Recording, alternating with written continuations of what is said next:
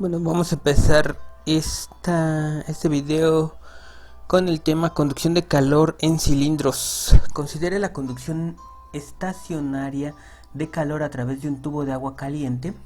El calor se pierde de forma continua hacia el exterior a través de las paredes del tubo. E intuitivamente se siente que la transferencia de calor a través de este se efectúa en dirección normal a la superficie y no tiene alguna transferencia significativa en otras direcciones. La pared del tubo, cuyo espesor es más bien pequeño, separa dos fluidos a temperaturas diferentes. En consecuencia, el gradiente de temperatura en la dirección radial es relativamente grande. Además, si la temperatura de los fluidos dentro y fuera del tubo permanecen constantes, entonces la transferencia de calor a través de este tubo es estacionaria. Por lo tanto, la transferencia de calor a través del tubo se puede considerar estacionaria y unidimensional y solamente va a variar con respecto a el radio. Entonces, si se dan cuenta, aquí en el dibujo podemos ver que tenemos que el calor se está perdiendo en la superficie exterior del tubo. Y esa se está perdiendo a través de convección, ¿sí? Podemos decir que en este caso solamente la transferencia de calor va a ser unidireccional, por lo tanto nosotros podemos poner el centro del tubo en este punto, y después pues va a pasar el fluido. Todavía no vamos a considerar la transferencia de calor en el fluido, solamente a través del tubo. Entonces tendríamos una resistencia debido a la conducción y una temperatura final. Acá, si se dan cuenta, está marcando que en este punto tenemos una temperatura T1 y en este punto del tubo tenemos una temperatura T2. Entonces aquí tendríamos a T1 y a T2 y por lo tanto solamente tendríamos una resistencia debido a la conducción. Y dicen, si la temperatura T1 y T2 permanece constante y solamente se está fluyendo a través, o el calor solamente está fluyendo hacia afuera del tubo, podemos decir que es en estado estacionario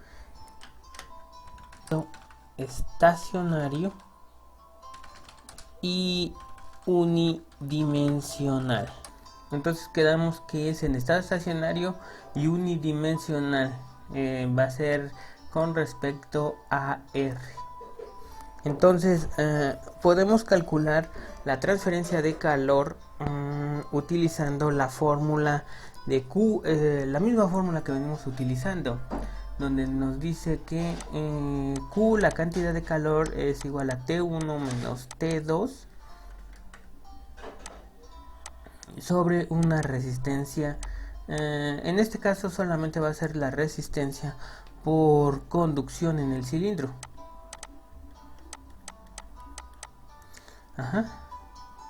Entonces, ¿cómo calculamos esta? Bueno, pues sabemos que la ley de Fourier nos explica la transferencia de calor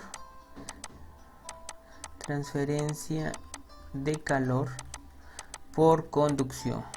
Y la transferencia de calor por conducción Q nos dice que va a ser igual a una constante de conductividad térmica negativo por el área. ¿Qué área sería? Esta área que está alrededor del cilindro, ¿sí?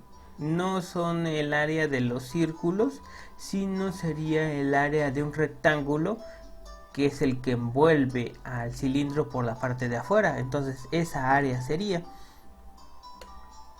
y por lo tanto, si nosotros queremos calcular esta área, el área va a ser igual a 2pi R, que sería digamos la longitud de esta circunferencia.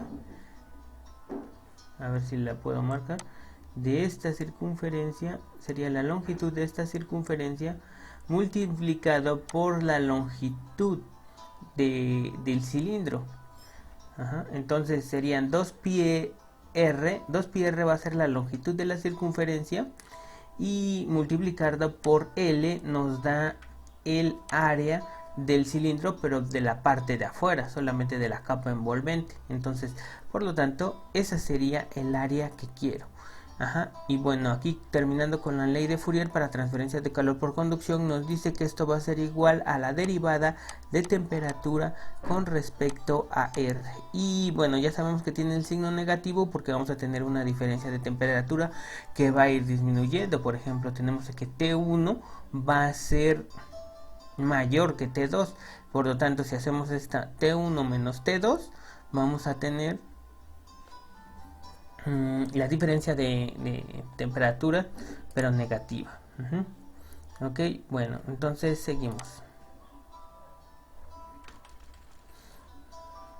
¿Qué más? Bueno, pues esto también lo volvemos a hacer por variables separables, pero si se dan cuenta ya no es con respecto al espesor, con respecto a X, sino es con respecto a R. Pero aquí lo que tenemos es que esta Q de conducción va a ser constante, pero hay otro término que depende del radio, que va a ser el área. ¿Por qué? Porque ya sabemos que el área es igual a 2pi r por L. Entonces esto sería dt sobre dr. Entonces pasamos todos los términos que dependen de R de un lado y pasamos los términos que dependen de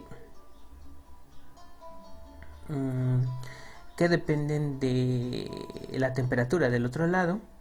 Entonces esto nos quedaría como Q de conducción sobre de R. Y esto sería, esto lo pasamos del otro lado y nos quedarían dr. Y esto va a ser igual a menos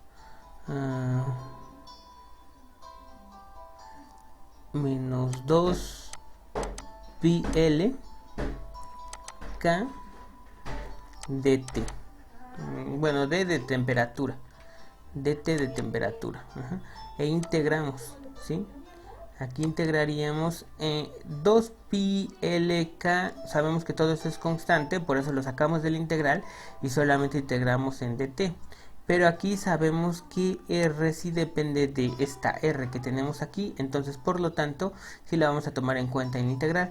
Lo que no tomaríamos en cuenta, o lo que si quisiéramos sacar, podría ser esta parte de Q, porque Q va a ser constante, entonces lo podemos sacar de la integral y dejar esto como de R nada más y borrar esta que tenemos acá.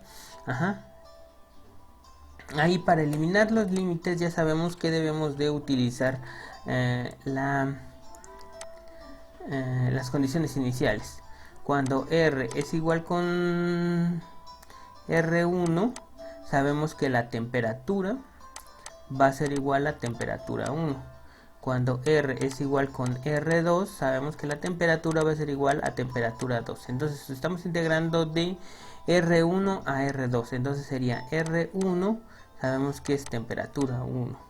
R2 sabemos que es a la temperatura 2. Y ya sustituimos los límites. Ok, entonces integramos y esto nos quedaría Q de conducción. Esto sería 1 sobre dr, va a ser logaritmo de R. Si sustituimos los límites va a quedar R2 sobre dr1, entonces serían multiplicados por logaritmo natural de R2 sobre dr1. Y bueno, esto va a ser igual a menos 2 pi L por K. Y esto sería la multiplicación, bueno, si integramos dt sería t, y si sustituimos los límites sería t2 menos t1, entonces serían t2 menos t1. Y entonces esto sería igual a 2 pi lk, y ya quitamos este signo, serían t1 menos t2. Y ya quedaría como positivo. este término. Entonces, bueno, seguimos bajando. Entonces Q de conducción en el cilindro va a ser igual a 2 pi LK T1 menos T2 sobre de el logaritmo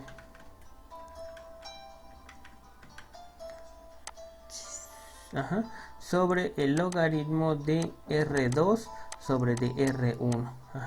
Entonces, y esto lo queremos dejar en forma de resistencias, entonces sería Q de conducción va a ser igual a 2 pi L, que lo quiero dejar aquí, entonces serían T1 menos T2 dividido entre del logaritmo de R2 sobre de R1, y esto va a estar dividido sobre de 2 pi LK. Entonces, a final de cuentas vamos a tener que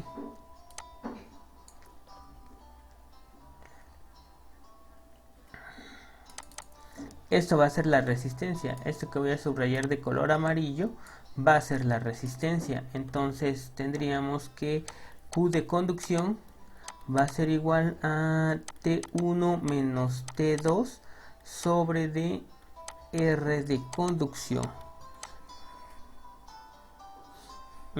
del cilindro.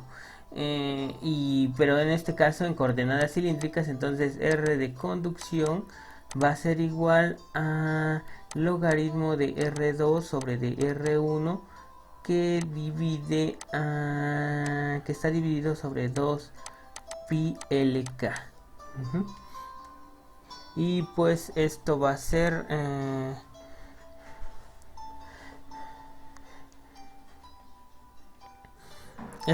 la resistencia a la conducción.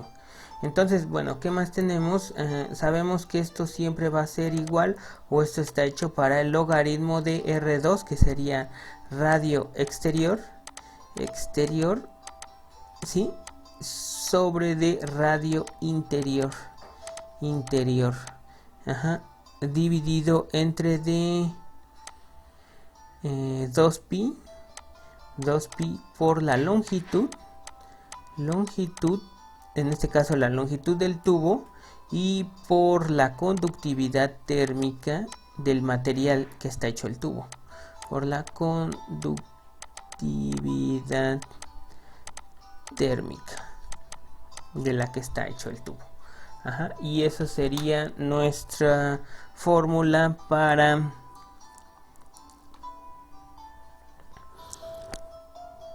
calcular el calor por conducción en un cilindro, que en este caso podría ser una tubería.